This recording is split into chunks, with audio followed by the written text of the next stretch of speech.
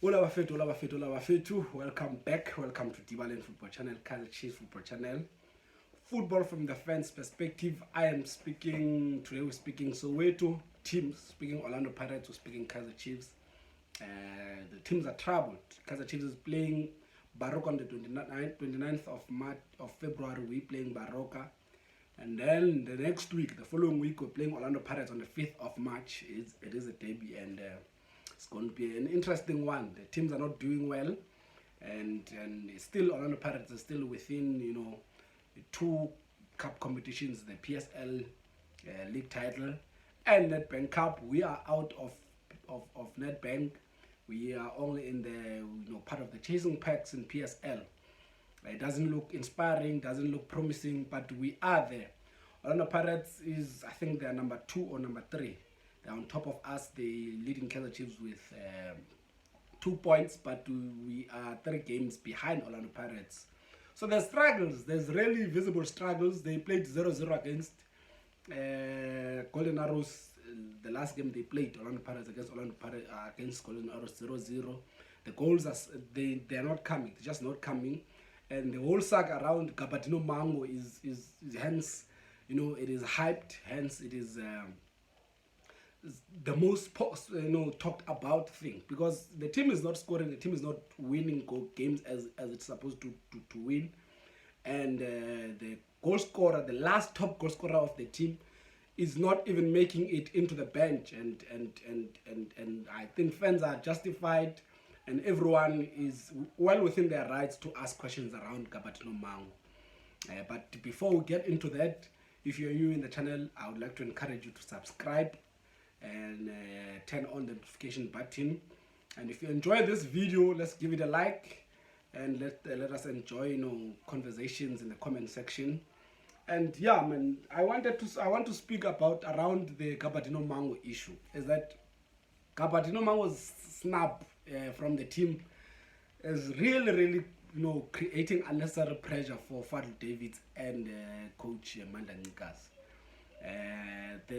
I think they are attracting an unnecessary pressure into themselves, unnecessary criticism to themselves, especially when the team is not winning. That's another issue. He looked very frustrated, Coach Mandla, in post the game, when the game ended against Golden Arrows. There were no goals, and sent Coach Fadlu to do the post-match interview. And then later on, he says he thinks the team started very well. The second leg of the season started very well, but they're not winning games, to be honest. I don't know why does he say the team is starting well. And the question around Gabadinho Mhango, there were news, there's stuff that developments, that there were issues around his behavior. He has been misbehaving, and there was something that he did apparently September last year called was partying with prostitutes and stuff like that. And apparently Orlando Pirates did punish him, missed games from September, and then he came back. He served his punishment and came back. He's been played few minutes in the game. Until now, he's not playing at all. He's not even in the bench. And then this guy goes to to AFCON. He plays, he does very well for his nation. He carries his nation. He plays in CAF where the standard is very high. Comes back home, he's back on the bench. So I think fans are well within their rights to ask questions around this guy. Coach Manda says maybe it's because PSL is bigger than AFCON as a stage, and he tries to justify it. Still, there's no justification, and it's actually embarrassing. It's actually, it's an insult to him, Coach Mandla, to say that. That's a national, international standard. That's a continental competition. We have your players like Sadio Mane, Koulibaly, Mo Salah, Traore, big players in AFCON, and you say PSL is bigger than AFCON. The standard in PSL is bigger than South Africa. Couldn't even qualify to make it to AFCON. So I don't know what makes the coach to say that. I think it's just getting pushed. It's getting enough of the whole thing of Gabadinho Mhango issue. But I think they will need, at some point, they don't have a choice. They will need to play him. The last guy to be played, and he was on top of his game. I mean, 2019-20 season, he was doing very well. 2019-2020 season, he finished as a top goal scorer with 16 goals. And you would think he's going to continue. He will continue. He will still be, their talisman. Right now, Dion Hoto, Pepra, and Temgo's Lodge combination, the front three, isn't producing goals as it's supposed to do. Kabelo Jamin comes in, no goals. Zakel Pasa comes in, no goals. And you have a guy that is proven that can score goals, not even on the bench. I think you'll have to change. You'll really have to play Gabadinho Mhango, and they really need to do that. And it gets me thinking, man, Guti, the whole struggles around Obramandla, is it not part of the reasons why Kaizer Chiefs is hesitant in terms of trusting Arthur Zwane and Dylan Shepard, I mean the local coaches? Because you ask yourself, what is the reason? Why is Mhango not playing? You can see there's something more than just football reasons the guy is not playing. There's personal issues. There's issues behind, the scenes that causes the player not to make it into the starting lineup. I mean, and that's what happens with South African coaches sometimes. That might be, a critique around South African coaches. They have a lot of connections with these players, a lot of information they know that they're not supposed to know. A lot of, they easily get into personal, fights with players, something that is not supposed to happen. You need a professional to handle the team. If you have your personal issues, if you have your issues, put them aside. Let the team play football. Let the team win. That's the most important thing. We saw yesterday when Xavi had to play Ousmane Dembele, besides the issues that were there, had to play him because he is the best player in that position for Barcelona. So if you have your best player, regardless of what is happening, you need to play him. Gabadinho Mhango signed a contract. I know he didn't really sign a contract. Orlando Pirates extended his contract. They exercised their option 2 years from now. So it will end 2024. You ask yourself, why keep the player if he's not going to play? Those are questions that you ask yourself. So yeah, man, let's get to Kaizer Chiefs. It's a struggle. Speaking about Kaizer Chiefs, man, it's painful. At the moment, Baxter confirmed that Mshini was not available in the game against Cape Town City because he had a bacterial infection. Besides that, he still has a plan for him. He's still part of the team and all that. He's still going to play number 10, going to play a creative role for Kaizer Chiefs team.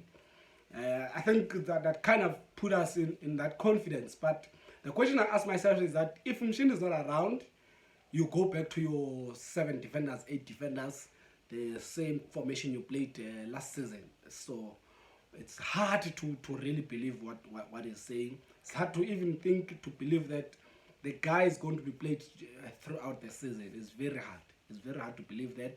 But we'll live to see that day.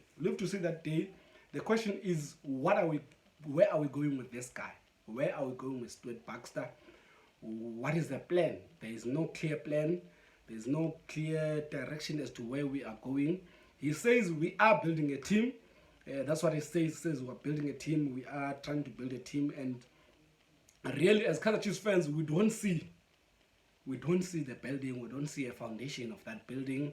We don't see even the tools, the right tools to build a team. We don't see anything. And rightfully so, fans are supposed to be frustrated. Some fans are even, petitions and stuff like that. The question is, if this coach is building, what are we building without Sekgotha? We took Sekgotha from Swallows. He was playing game in, game out, every game, the whole season, creating goals for Swallows and creating problems against teams. And now he's on the bench. He's not making it into the lineup of Kaizer Chiefs. What are we building? We have Mabiliso. The question is, what are we building? Mabiliso is on the bench. Mabiliso, I think he came into PSL since he was 18. Now he's 23, 24. He has 4 years of experience in PSL. He's still a very young lad. He played every game for Amazulu whenever he was available. We took him from Amazulu when he was playing every game. Today we are converting players to play as left backs because we don't trust him. The question is, what are we building? What are we building if we still convert Frosler to play as a left back when he is indeed, I mean, the original position, a right back? It even earned him a right back, earned him call up in the national team, call up in the under 23, still 24 years old. The question is, if we're still derailing him, still, playing him out of position, he still has to cut in and stuff like that, you will not get the call-ups in the national team, and he will not be recognized as the right back that he is in the country because he's played out of position. The question is, what are we building? Really, what are we building? Ngezana has been into Kaizer Chiefs, I think this season number 5. He has struggled with injuries, but he's back, and he has not committed a mistake that much. He's back, but he's benched for Mato, he's benched for Cardoso, he's benched for guys that are in their 30s, 33, 34. He's 24 years old. He's a centre back, very strong centre back. The question is, what are we building without them? What are we building without them? I don't want to speak about the obvious things, your Bloom,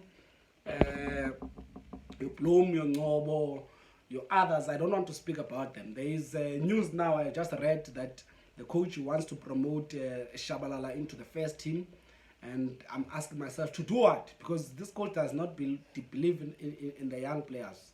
That's another question that I'm asking myself. To do what? You're promoting the boy, you want to waste his time, allow him to play in the MDC, DDC, allow him to compete with his age mates, and then when the right coach comes, he will be called into the first team. The question that I want to ask, the last question, and I would like you guys to assist me answering it, is, what is the problem with Kaizer Chiefs? Really, what is the real problem? Kaizer Chiefs does not want to trust Arthur's.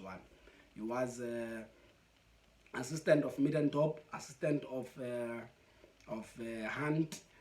He played in the CAF, he led the team in the CAF, and then he was removed. I mean, he was relegated into the second, into the assistant coach when we played the final of CAF. Now he's assistant. It looks like the management doesn't trust him. That's what I'm feeling. Those are the vibes I'm feeling right now. It looks like the management doesn't trust him. There's something they don't see in him to lead this team. I can tell you now, you can protest Baxter out and stuff like that. He will be removed. There will be a new coach coming in at Kaizer Chiefs. That is what I'm feeling right now. And I'm asking myself, what is the problem really? Why is it that the management doesn't trust this guy? Otherwise, I'd like to pick your head on these things. Orlando Pirates, Mhango, Ncikazi issue, the Kaizer Chiefs building, whether we are building, we are going anywhere, whether you see the direction we're taking. The last thing, why is it that the management looks like they don't trust U10111? Dibalen Football Channel, Kaizer Chiefs Football Channel, football from the fans' perspective. Love and peace.